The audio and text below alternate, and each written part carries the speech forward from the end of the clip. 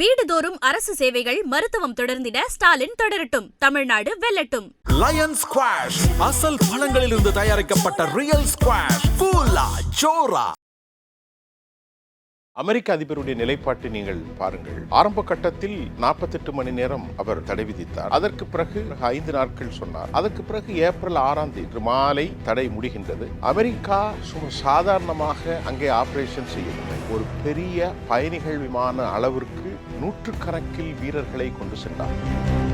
The operation had been done perfectly. ஆனால் operation முடிந்தது fashion காலின மாதிரி. ஆபரேஷன் சக்சஸ் பேஷண்ட் 48 மணி நேரத்தில் நரகத்தை திறந்து வைப்பேன். நரகத்தை எங்களுக்கு திறந்து விட்டால் நாங்கள் உங்களுக்கு சொர்க்கத்தையே திறந்து வைப்போம். அமெரிக்காவுடைய இன்றைய கடன் எவ்வளவு தெரியுமா? 4000 லட்சம். பாபல் மந்திர் இதையும் ஹெர்மூஸையும் காலி செய்து விட்டார். உலகமே அழிந்து இதற்கு காரணம் யார்? 2 பேர். ஒருவர் அமெரிக்க அதிபர் டொனால்ட் ட்ரம்ப், மற்றொருவர் பெஞ்சமின் நெதன்யாஹூ. சரியான தெளிவற்ற ஆற்றலும் இல்லாத ஒருவரை தேர்ந்தெடுத்ததன் காரணமாக அமெரிக்க மக்கள் நீண்ட கால துயரத்தை கண்டிப்பாக சந்திப்பார்கள். ஐபிசி தமிழ் நேயர்களுக்கு வணக்கம். இன்னைக்கு நம்ம கூட பத்திரிகையாளர் சுஃபியான் இணைஞ்சிருக்காரு. வணக்கம் சார். வணக்கம் நிதிஷ் சார். இந்த ஈரான் அந்த மத்திய கிழக்கில் நடக்கக்கூடிய இந்த போர், அமெரிக்கா பார்த்தோன்னா 10 நாட்கள் போரை நிறுத்தி வைக்கிறதா சொல்லியிருந்தாங்க. அந்த 10 நாட்கள் ஏப்ரல் 6ஆம் தேதியோட முடிவடைய போகுது. அந்த எரிசக்தி அந்த அமைப்புகள் மேலே நடத்தக்கூடிய அந்த தாக்குதல். ஸோ இப்போ நிர்ணயித்த அந்த நேரம் முடியக்கூடிய சமயத்தில் 48 மணி நேரத்துக்குள்ளே நீங்கள் இந்த ஸ்டேட் ஆஃப் ஹார்மஸை நீங்கள் திறந்து விடலைன்னா மிகவும் கடுமையான எதிர்வினை நீங்கள் சந்திக்க நேரிடும் அப்படிங்கிற மாதிரி ட்ரம்ப் எச்சரிக்கை கொடுத்துருக்காரு. அதுவும் மிகவும் கடுமையாக பேசியிருக்காரு. ஈரானும் இதுக்கு விடாப்படியாக நாங்கள் எங்களுடைய இலக்குகள் அடையிற வரைக்கும் நாங்கள் ஓப்பன் பண்ண மாட்டோம் அப்படிங்கிற ஒரு நல்ல தெளிவான நிலைப்பாட்டில் இருக்காங்க. இதை பற்றி நீங்கள் எப்படி சார் பார்க்குறீங்க? ட்ரம்போட அந்த பேச்சு அது எதை சார் உணர்த்துது? இப்போது நீங்கள் கேட்ட கேள்வி மிகுந்த ஒரு முக்கியத்துவம் வாய்ந்த கேள்வி. இந்த கேள்வியை ஆழமாக இன்று காலை வரை தெளிவாக அவதானிக்கின்ற போது அமெரிக்க அதிபர் மிகப்பெரிய அதிருப்தி அடைந்த நிலையில், விரக்தி அடைந்த நிலையில் அவருடைய பதிவுகள் இருப்பதே அவர்களுக்கான பின்னடைவை நாம் பார்க்கலாம். ஈரானை பொறுத்தவரை இழப்பதற்கு ஒன்றுமில்லை. அவர்கள் இழந்து கொண்டிருப்பது பெரும் தொகை. 30,000த்திற்கு மேற்பட்ட பொதுமக்கள் காயம் பெற்றிருக்கிறார்கள். எனக்கு தெரிய ஒரு 10,000 8,000 பேர் இறந்திருப்பார்கள். 3,500 என்று ஈரான் சொன்னாலும் அவர்களுடைய இறப்பு எண்ணிக்கை அதிகமாகத்தான் இருக்கும். 13,000 நிலைகளில் குண்டு வீசப்பட்டிருக்கிறது என்றால் சாதாரணமான தாக்குதல் அல்ல. 43 லட்சம் மக்கள் தெஹ்ரானிலிருந்தும் சுற்றுப்புறங்களிலிருந்தும் டிஸ்பிளேஸ்ட் ஆகிட்டாங்க. ஒரு பெரிய தேசம். கன்னியாகுமரியிலிருந்து மக்கள் கிருஷ்ணகிரிக்கு வருவது மாதிரி, தருமபுரிக்கு போகிற மாதிரி, அப்படி மக்கள் ஒவ்வொரு பகுதியும் ஓரளவுக்கு பாதுகாப்பான மண்டலத்தை தேடி செல்கிறார்கள். அமெரிக்க அதிபருடைய நிலைப்பாட்டை நீங்கள் பாருங்கள். ஆரம்ப கட்டத்தில் 48 மணி நேரம் அவர் தடை விதித்தார். அதற்கு பிறகு 48 மணி நேரத்தில் எதுவும் நடக்கவில்லை. அதற்கு பிறகு 5 நாட்கள் சொன்னார். அதற்கு பிறகு ஏப்ரல் 6ஆம் தேதி இன்றோடு அவருடைய தடை முடிகின்றது. இன்று மாலை அந்த தடை முடிகின்றது. அதற்கு பிறகு ஒரு 48 மணி நேரம் என்று சொன்னார். எல்லாமே இன்று மாலையோடு முடிவுக்கு வருகிறது. அமெரிக்காவை பொறுத்தவரை ஒரு சம்பவம் நேற்று நடந்தது. அதாவது அந்த சம்பவத்தில் அமெரிக்காவுடைய கிட்டத்தட்ட 37 விமானங்களும் சாப்பர்களும் ஒட்டுமொத்தமாக இதுவரை இழந்திருப்பது அமெரிக்க வரலாற்றில் மிகப்பெரிய பின்னடைவாக பார்க்கப்படுகிறது. நான் சொல்வது அவாக்ஸ் விமானங்கள். சுல்தான் ஏர்பேஸில் F-35 அங்கேயும் சரி வெளியும் சரி, F-15 ஈகிள், C-10, அதே மாதிரி இப்படி பல விமானங்கள், ரீஃபில்லிங் செய்யக்கூடிய அந்த விமானங்கள், இது அமெரிக்காவுக்கு மிகப்பெரிய பின்னடைவு மட்டுமல்ல, யாராலும் வெற்றி கொள்ள முடியாத அமெரிக்கா என்ற பெயர் முதலில் which has been completely smashed, நசுக்கப்பட்டிருக்கிறது அல்லது கசக்கி பிழியப்பட்டிருக்கிறது. அப்படி தான் நாம் இன்னைக்கு பார்க்கலாம். அமெரிக்காவுக்கு ஏன் பின்னடைவு என்று சொன்னால், அமெரிக்க விமானம் ஒன்று நேற்று முன்தினம் தரையில் வீழ்ந்தது. விமானி தப்பிவிட்டார். அவர் மலைகளுக்கிடையே மறைந்திருக்கிறார். இந்த ஆப்ரேஷன் ரொம்ப ரிஸ்கபிள், ரொம்ப ஹார்ட்லைன், கடினமான ரிஸ்கான ஒரு ஆப்ரேஷன். இந்த இடத்துல ஒரு கேள்வியும் வருது சார். என்ன கேள்வினா, ஈரானோட ஆயுதங்களை ஒட்டுமொத்தமாக நாங்கள் அழிச்சிட்டோம், கிட்டத்தட்ட அவங்க கிட்ட இப்போ ஆயுதங்கள் இல்லாமல் இருக்காங்க, நிராயுதபாணியாக இருக்காங்க அப்படிங்கிற ஒரு அளவுக்கு ட்ரம்ப் பேசிக்கிட்டு இருந்தார். அந்த சமயத்தில் இப்போ ஈரானுக்குள்ளே போயிட்டு வர வேண்டியது அமெரிக்காவுக்கு எளிதான ஒரு காரியமாக இருந்திருக்கணும்.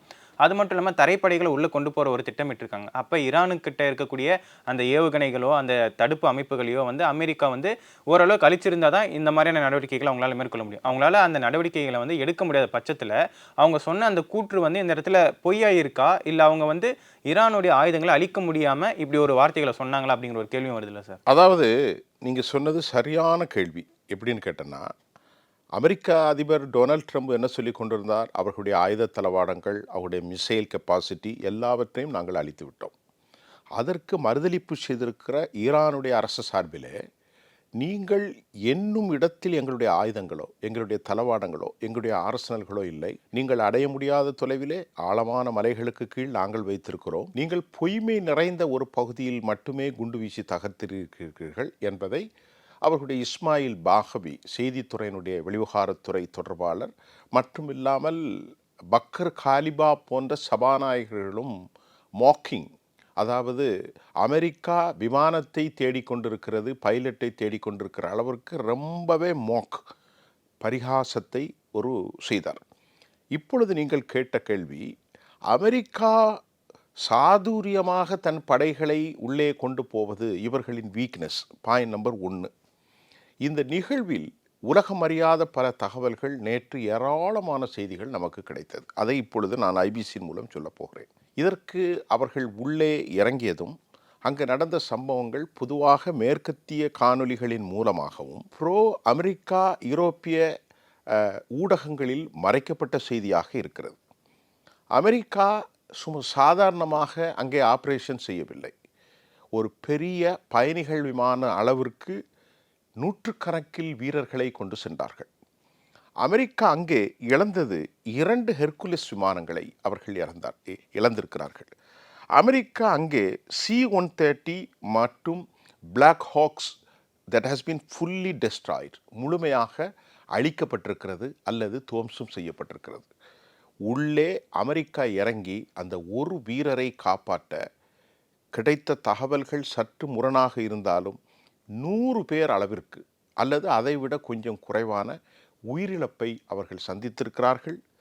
அது சாதாரணமான ஒரு ஆபரேஷன் அல்ல.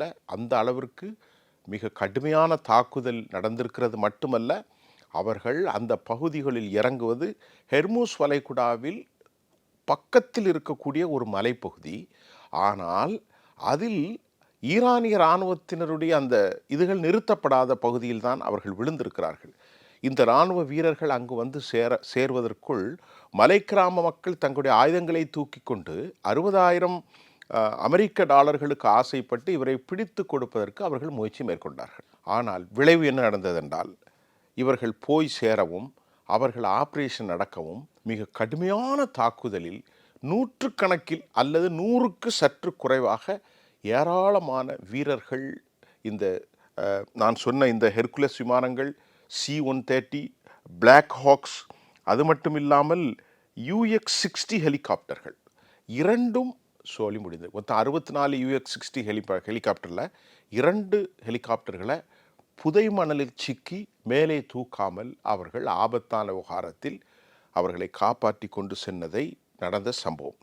இந்த சம்பவத்தின் மூலம் அமெரிக்காவுக்கு ஒரு விவகாரம் தெளிவாக தெரிகிறது. அமெரிக்கா இனி கனவிலும், நல்லா புரிந்து கொள்ளுங்கள், ஈரானுடைய மிக புரொடெக்ட் மண்டலமாக மலைகள் இல்லாத, ஆட்கள் இல்லாத பகுதியிலே தான் இவர்கள் இந்த ஆபரேஷன் நடத்தினார்கள்.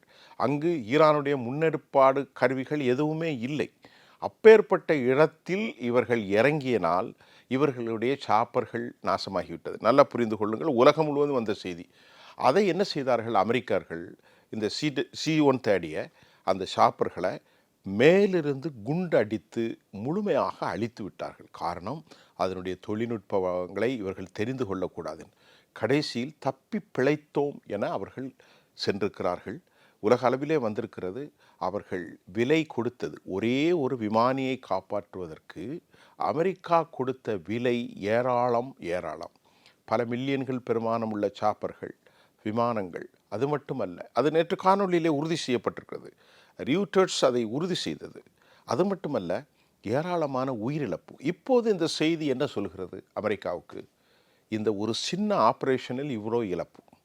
அமெரிக்க வீரர்கள் ஒரு சிறிய ஆபரேஷனில் பாதுகாப்பு மண்டலம் இல்லாத வெளிப்புற படத்தில், இது ஒரு அவேர்னஸ் இல்லாத ஒரு இடத்தில் இத்தனைக்கும் அவர்கள் அழிந்திருக்கிறார்கள் என்றால், உண்மையிலேயே தரை தாக்குதலை அவர்கள் நடத்தினால் எந்த அளவிற்கு அவர்கள் அழிவார்கள், எந்த அளவிற்கு உயிரிழப்பு ஏற்படும் என்பதை ஒருவேளை அமெரிக்க அதிபர் உணராமல் இருக்கலாம். அவருக்கு ஒரு தெளிவான ஒரு ஒரு ஒரு சிந்தனையில் இல்லை.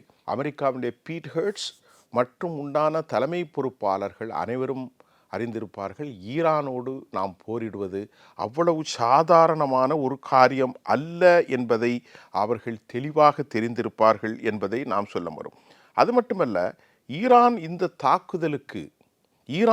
தாக்குதலுக்கு மஜீத் என்று சொல்லக்கூடிய உள்நாட்டு செயல் திட்டத்தில் அவர்களாக வடிவமைத்த குறைந்த தூரத்தில் சாப்பர்களை, விமானங்களை தாக்குதல் நடத்தும், அவற்றை வைத்து மலைகளுக்கு பின்னால் மறைந்திருந்து தாக்கியதாகவும், இந்த ஆபரேஷன் உடனே அரை மணி நேரத்தில் 3/4 மணி நேரத்தில் நடக்கவில்லை, அது கொஞ்சம் நீண்ட நேரம் நடந்திருக்கிறது, பல மணி நேரம். அந்த ஆபரேஷனில் ஈரான் இதற்கு பயன்படுத்தியது அவர்களின் சொந்த தயாரிப்பை வைத்துதான் இந்த விமானங்களை தாக்கி அழித்திருக்கிறார்கள். இதன் மூலம் அமெரிக்காவுக்கு ஒரு செய்தி, இழந்த விமானங்கள் ஏராளமானது, இழந்து போன உயிர்கள் ஏராளமானது. ஒரு விமானி காப்பாற்றப்பட்டிருக்கலாம், ஆனால் அந்த விமானியை எதற்காக இவ்வளவு அவர்கள் பணம் செலவழித்தார்கள், இவ்வளவு உயிரிழப்பை அவர்கள் சந்தித்தார்கள் என்றால், இந்த ஒரு விமானி அவர்கள் கைது செய்து டெஹ்ரானில் கொண்டு போய் அவருடைய அரசு தொலைக்காட்சியில் காட்டிவிட்டால் உலகமே காரியம் எழுந்துவிடும். அமெரிக்காவுக்கு அதைவிட ஒரு கேவலம் ஒன்றுமில்லை. ஆகவே இந்த நிலையில் அமெரிக்கா தரைப்போரை பற்றி இனி சிந்திக்கவே கூடாது என்பதை ஆக்சியோஸ் மட்டுமல்ல, வாஷிங்டன் போஸ்ட் மட்டுமல்ல, நியூயார்க் டைம்ஸ் தெளிவாக சொல்லியிருக்கு. இதெல்லாம் ஈரானுடைய அரபு ஊடகங்கள் அல்ல. ஆக்சியோஸும் வாஷிங்டன் போஸ்ட்டும் நியூயார்க் டைம்ஸும் ரியூட்டர்ஸ் எல்லாமே தெளிவுபடுத்தியிருக்கிறது. இந்த operation had been done perfectly. ஆனால் ஆப்ரேஷன் முடிந்தது ஃபேஷன் காலின மாதிரி. புரியுதா உங்களுக்கு? நோயாளி சக்சஸ் பேஷண்ட் காலி. ஆனால் ஆப்ரேஷன் சக்சஸ், ஒரு ஆளை தூக்கி விட்டார்கள். ஆனால் ஏராளமான பேஷண்ட் இறந்த போயிட்டார்கள் அல்லவா, ஏராளமான சாப்பர்கள் இழந்து போய்விட்டது அல்லவா, இவருடைய தொழில்நுட்பம் அங்கு செல்லவில்லை அல்லவா. இனி வருங்காலத்தில் உள்ளே நுழைந்தால் இதுதான் கெதி என்பதை ஈரான் நிரூபித்திருக்கிறது. ஓகே சார், இந்த சம்பவங்கள் எல்லாமே ஒரு பக்கம் பெரிய அளவு பேசப்பட்டு, அதே சம்பவத்தில் பார்த்தோன்னா பீட் ஹெக்ஸெட் அமெரிக்காவுடைய தளபதியை மாற்றிருக்காரு. ஸோ அது எந்த மாதிரியான செய்தியை சார் சொல்லுது? அந்த இடத்துல என்ன மாதிரியான பிரச்சனைகள் இருந்ததுக்கான சாத்தியக்கூறுகள் இருக்குது சார்? இது ஏற்கனவே 2 தினங்களுக்கு முன்னால் வந்தது. பீட் ஹெர்ட்ஸ் மட்டுமல் அந்த அதிகாரிகளுடைய தளபதி மாற்றப்பட்டிருக்கிறார், போலீஸ் துறை தலைவர் மாற்றப்பட்டிருக்கிறார், நிதித்துறை செயலாளர், அமெரிக்காவினுடைய ஃபினான்ஸ் செக்ரட்டரி அல்ல, ஜுடிஷனரி மாற்றப்பட்டிருக்கிறார்கள். அதில் அவர்கள் சொல்வது, ஏற்கனவே இருந்த தளபதி கன்வென்ஷனல் ஆயுதங்கள் அப்படி ஒரு திறன்பட்டவராகவும், இப்போது புதிய நம்பிக்கையோடு புதிய ஆட்களை கொண்டால் தாக்குதலுக்கு வலிமையாக இருக்கும் என்றும் ஒரு நம்பிக்கையிலே பீட் ஹெர்ட்ஸ் இந்த நடவடிக்கை எடுத்திருக்கிறார், டிஃபென்ஸ் செக்ரட்டரி. உண்மையிலேயே அமெரிக்காவில் இருந்து வரக்கூடிய செய்திகள், ஒரு குழப்ப நிலையில் அமெரிக்க அரசும் இவருடைய அரசாங்கமும் இருக்கிறது. இவர்களை மாற்றிவிட்டால் அவர்கள் செயல்படுவதில் மிகப்பெரிய சக்சஸ் ஆகிவிட முடியாது. அப்படி என்றால் அவர்களுக்குள் ஒரு விதமான குழப்ப நிலை, கருத்துருவாக்கம், மாற்றல் சிந்தனை, டிசென்ட், கருத்து மாற்றம் வந்ததனால் நீங்கள் பாருங்கள், வெற்றிகரமாக அமெரிக்காவினுடைய அதிபர் அதிகம் பேசுவதில் அவர் என்ன பேசுகிறார் என்று அவருக்கே தெரியாது. ஒரு உதாரணத்தை நான் உங்களுக்கு சொல்கிறேன். நேற்றைக்கு அவருடைய ட்ரூத் சோஷியல் அதிலே அவர் பதிவு செய்த விஷயங்களை நீங்கள் பார்த்திருப்பீர்கள். அதை நான் இங்கே யாரும் பதிவு செய்ய முடியாத, நான் இன்றைக்கு சென்னையிலிருந்து பேசுகிறதால் அதை சொல்கிறேன். அவ்வளவு மோசமான ஒரு வார்த்தை. அப்பன் தெரியாதவர்களா, அப்படி அந்த மாதிரி அந்த பயல்களா, ரொம்ப கேவலமாக தமிழ்நாட்டில் சில கிராமங்களில் ரொம்ப அசிங்கமாக பேசுவார்கள். அந்த வார்த்தை கொஞ்சம் நாகரிகமாக நாம் சொல்லிவிடுவோம், அதை சொல்ல மாட்டோம். புணர்ச்சி என்கின்ற தமிழுக்கு லோக்கல் வார்த்தை. அந்த வார்த்தையை பயன்படுத்துகிற அளவுக்கு அமெரிக்காவினுடைய அதிபர் கீழ் இறங்கிவிட்டால் இது அவருக்கான அசிங்கம் அல்ல, ஒட்டுமொத்த அமெரிக்க டெமோக்ரஸிக்கு, அமெரிக்காவுடைய ஏர் சுப்ரீமேசி, அந்த சுப்ரீமேசிங்கிறீங்கள மனிதநேய பாவனைகளுக்கு அவர்கள் மனிதநேய முறைமைகளை பின்பற்றுகிறார்களா? போர் என்பது 2 தரப்பும் உண்டு. அது மட்டுமல்லாமல் அமெரிக்காவுடைய அதிபர் நீங்கள் சொன்ன மாதிரி இராணுவ செயலாளர்களை மாற்றியது, நீதித்துறை அமைச்சர்களை மாற்றியது, போலீஸ் துறை ஆளுமைகளை மாற்றியது, அவனுடைய போர்ட்போலியோவில் இருக்கக்கூடிய பல மாற்றங்களை கொண்டு வந்தது. இதையெல்லாம் இந்த மாதிரி வார்த்தைகளின் பிரதித்துவம் மட்டுமல்லாமல் இமானுவேல் மேக்ரானுடைய ஒய்ஃப் ஒன்றை மதிக்கிறாளா? இந்த வார்த்தைகளை நீங்கள் சிமிலாரிட்டிஸ் இதை கம்பேர் பண்ணி பாருங்கள்.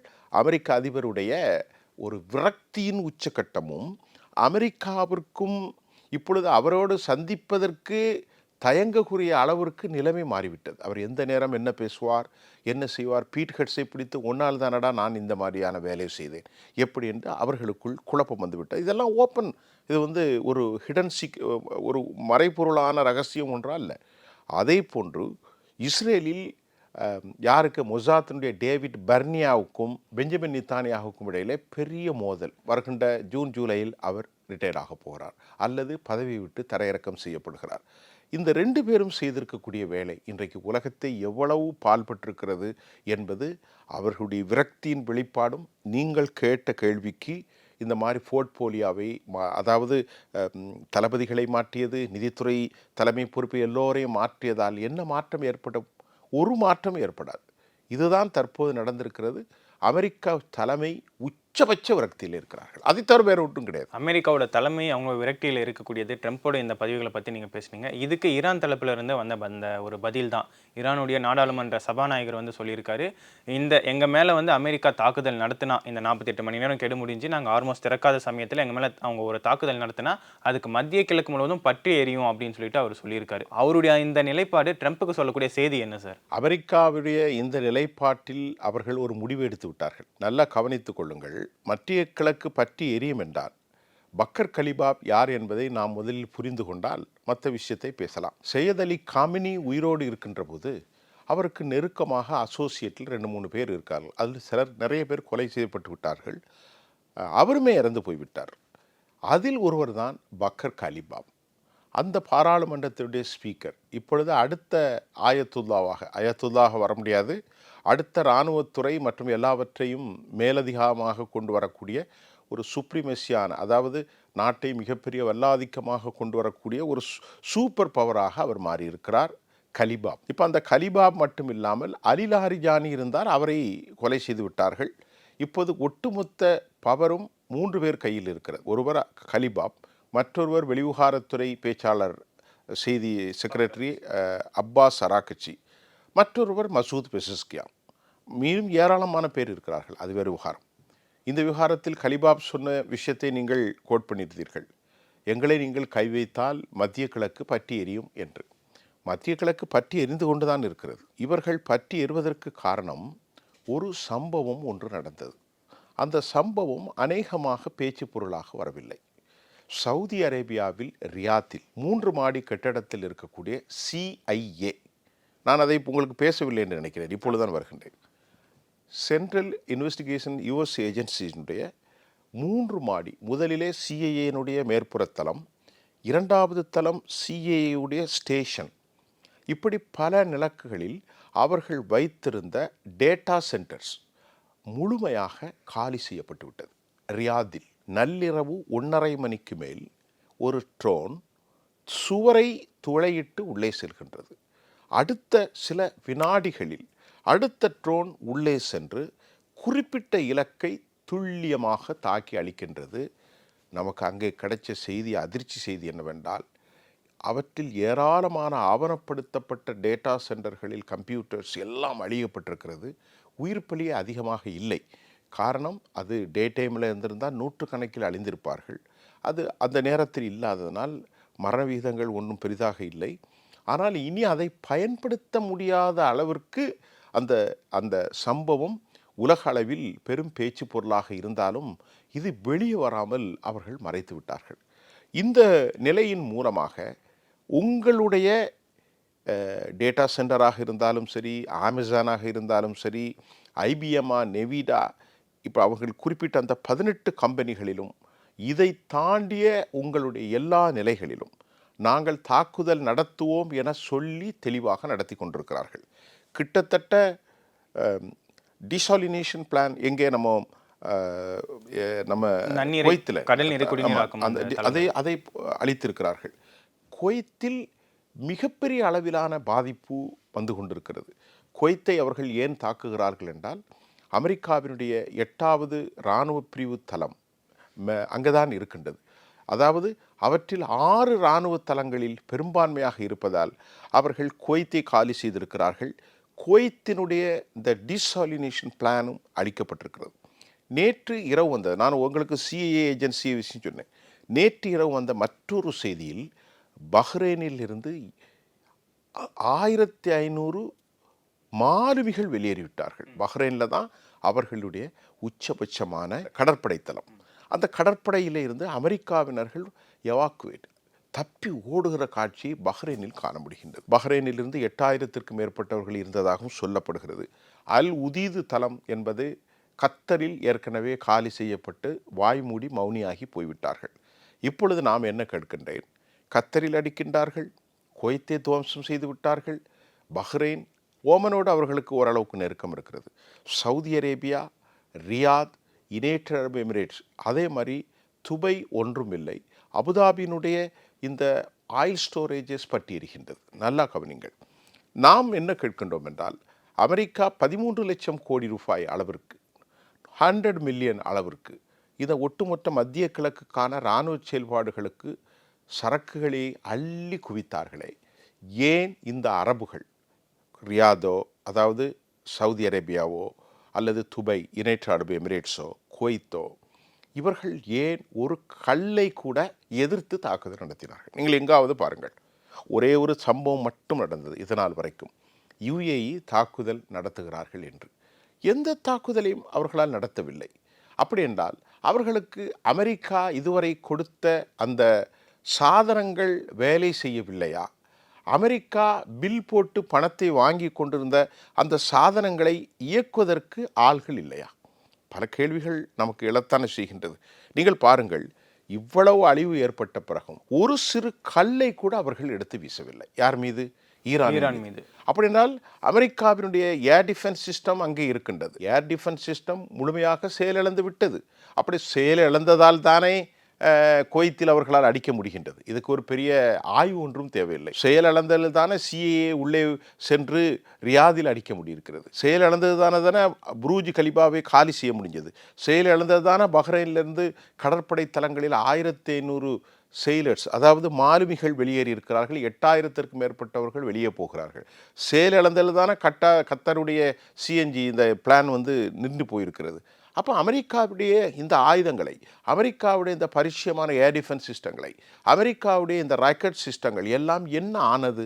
இதை இயக்குவதற்கு அரபுகளுக்கு தெரியவில்லையா? இதனால் வரை பொம்மை ஆட்டம் ஆடிக்கொண்டிருந்ததா அல்லது ஒரு மித்து மாய வலை பின்னப்பட்டதா என்ற கேள்விகளுக்கு விடையே தெரியவில்லை. இடையில பார்த்தோன்னா இந்த மாதிரியான ஒரு செய்திகளும் வந்துட்டு இருந்தது சார். இந்த அரபு நாடுகளுக்கு கொடுக்கதா இருந்த சில தடுப்பு உபகரணங்கள் இஸ்ரேலுக்கு கொடுக்கப்பட்டதாகவும் செய்திகள் வந்துட்டு இருந்தது. அது இவங்களுக்கான அந்த ஒரு பாதுகாப்பு கொடுக்காம இஸ்ரேலுக்கு தான் முக்கியத்துவம் கொடுக்குது அப்படிங்கிற மாதிரி அரபு நாடுகள் குற்றச்சாட்டப்பட்டதாகவும் செய்திகள் நான் பார்த்ததான் எனக்கு ஞாபகங்கள் இருக்கு. இதை தாண்டி இப்போ நம்ம சபாநாயகர் பற்றி பேசணும் சார். அவர் இன்னொரு விஷயமும் சொல்லியிருந்தார் ஒரு 2 நாளைக்கு முன்னாடி. நீங்கள் ஸ்டேட் ஆஃப் ஹார்மோஸை கட்டுப்படுத்தணும் அப்படின்ற ஒரு நினைவுக்கு வந்தீங்கன்னா நாங்கள் அடுத்தா செங்கடலில் இருக்கக்கூடிய பாபல் மதிப் அந்த ஒரு பாபல் மந்திர் அதையும் நாங்கள் கட்டுப்படுத்துவோம் அப்படின்னு சொல்லிட்டு அவர் சொல்லியிருக்காரு. அதுவும் இருக்கு, ஞாபகம் வச்சுக்கோங்க அப்படிங்கிற மாதிரியான ஒரு தொனியில் அவர் சொல்லியிருந்தார். அது மறைமுகமாக சொல்லக்கூடிய செய்தி நீங்கள் இங்கே கை வச்சிங்கன்னா நாங்கள் அடுத்து அங்கே அவுத்தீஸை வச்சுட்டு அதையும் நாங்கள் கட்டுப்படுத்த தொடங்கிடுவோம் அப்படிங்கிறது. ஒருவேளை அது நடக்கக்கூடாது அப்படிங்கிறது எல்லாரோட ஒரு எதிர்பார்ப்பாக இருந்தாலுமே அப்படி ஒரு சூழ்நிலை வந்தால் அது எந்த மாதிரியான ஒரு சுச்சுவேஷனை லீட் பண்ணும் சார்? ஆல்ரெடி இப்போ பெட்ரோல், டீசல், கேஸ் இதெல்லாமே பற்றாக்குறை உலக அளவில் இருந்துகிட்டு இருக்கு. அதோட விலைகளும் அதிக அளவில் உயர்ந்துட்டு இருக்கு. அந்த ஒரு இடத்துலையும் கை வச்சுட்டாங்கன்னா அது என்ன மாதிரியான விளைவுகள் ஏற்படுத்தும்? அப்போ ட்ரம்ப் எப்படி ரியாக்ட் பண்ணுறதுக்கான வாய்ப்புகள் இருக்குது சார்? அக்ஷியோஸ் அமெரிக்காவினுடைய கட்டுரையில் பராக் டேவிட்டுடைய கட்டுரை, அதை படித்தவர்களுக்கு தெரியும். அவர் என்ன சொல்லியிருக்கிறார், இன்றைக்கு அமெரிக்காவுடைய நிலை என்பது வைக்கோல் புதியிலே ஏராளமான வைக்கோல் பொதி வைத்துக்கப்பட்டிருக்கிறது. அதற்கு துளைந்து போன ஒரு சின்ன ஊசியை தேடுவதற்கு சமம் என்பதை அவர் ரொம்ப தெளிவாக மைய நீரோட்டத்தில் புரிந்து கொள்ளக்கூடிய அளவிற்கு தெளிவாக கொடுத்திருக்கிறார்.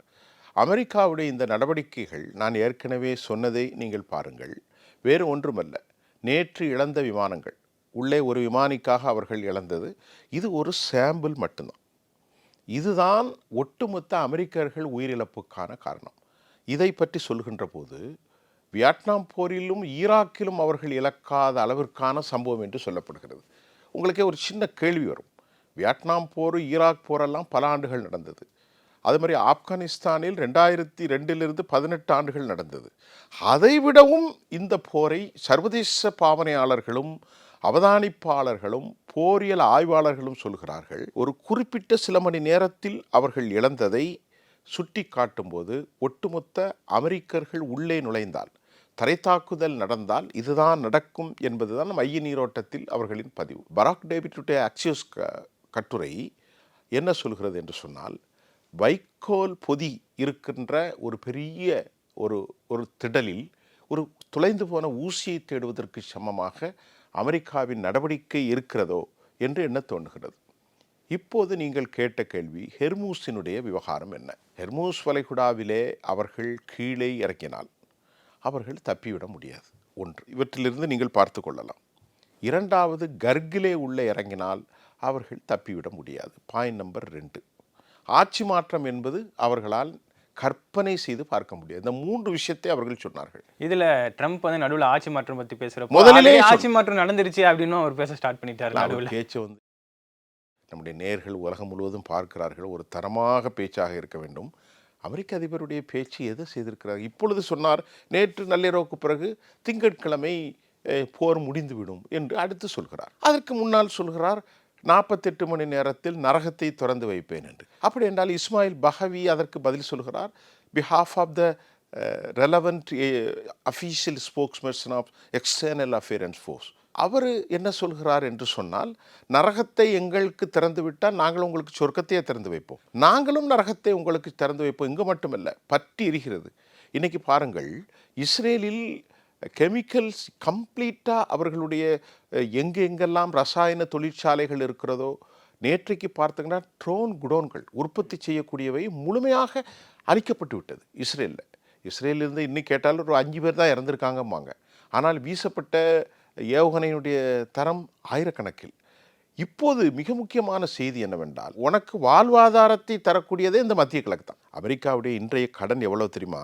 4000 லட்சம் கோடி. அதாவது ஒரு 100 லட்சம் கோடி குறை. 4000 லட்சம் கோடி என்று நான் ஏன் சொல்கிறேன், நல்ல ஈஸியாக அந்த ஃபிகரை வந்துடும்.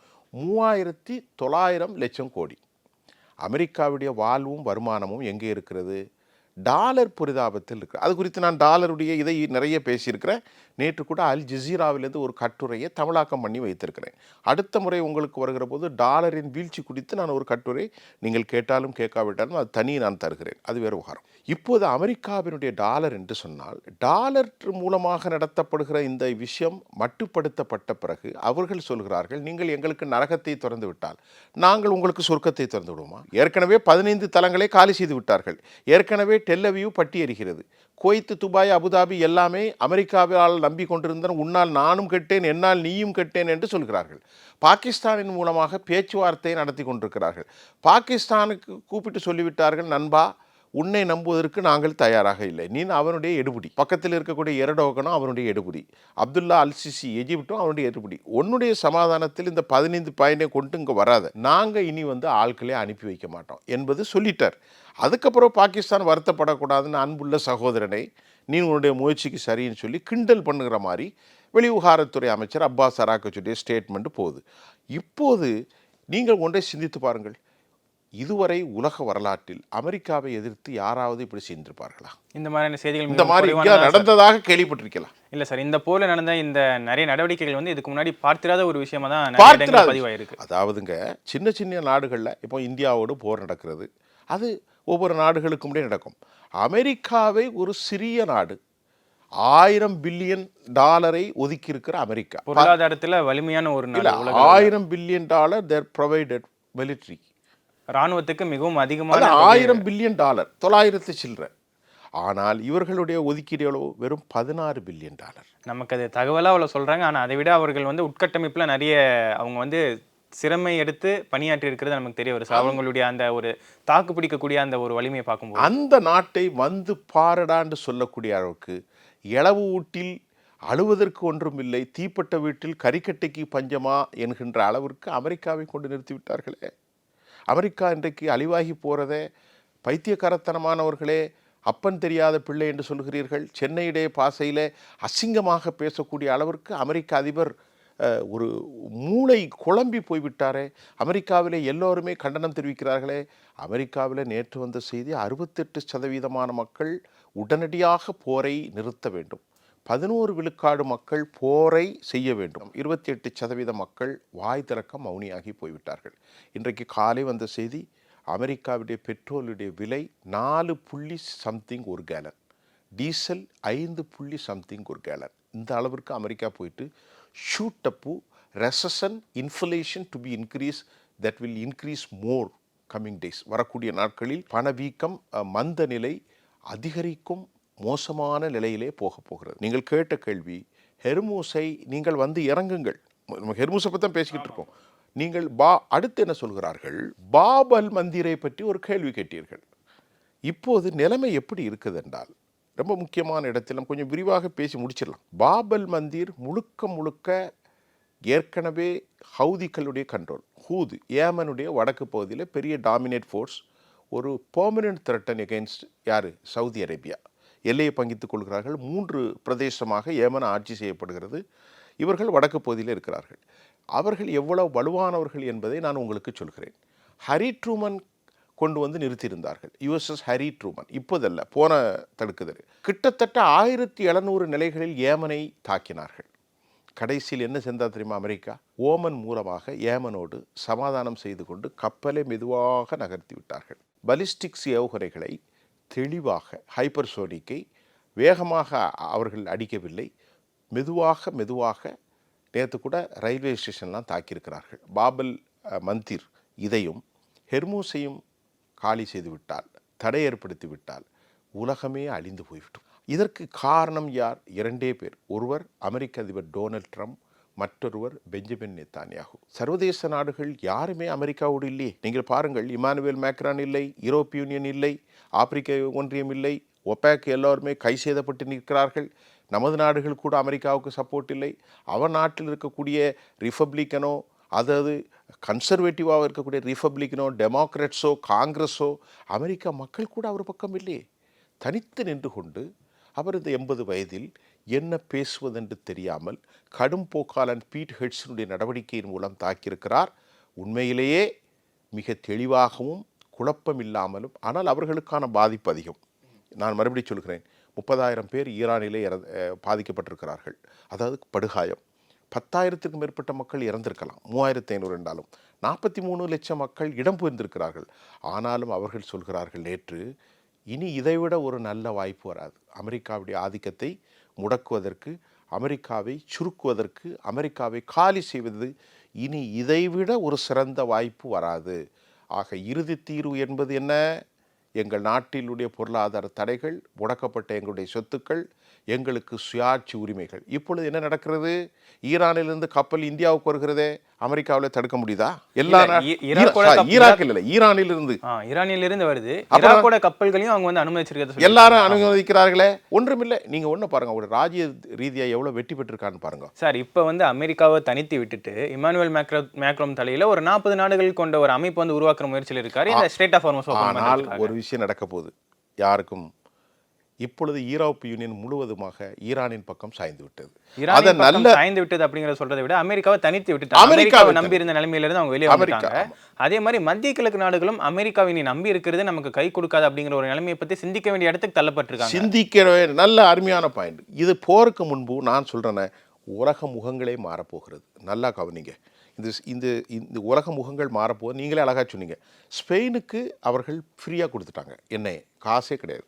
அதே மாதிரி ஃப்ரான்ஸுக்கு நல்லெண்ணெய் அடிப்படையில் அவர்கள் கப்பலை அதிவு பண்ணாங்க. இனி கொஞ்சம் கொஞ்சமாக என்ன பண்ண போகிறாங்க? அவங்க யூரோப் நாடுகளுக்கு சகாயம் செய்ய போகிறார்கள்.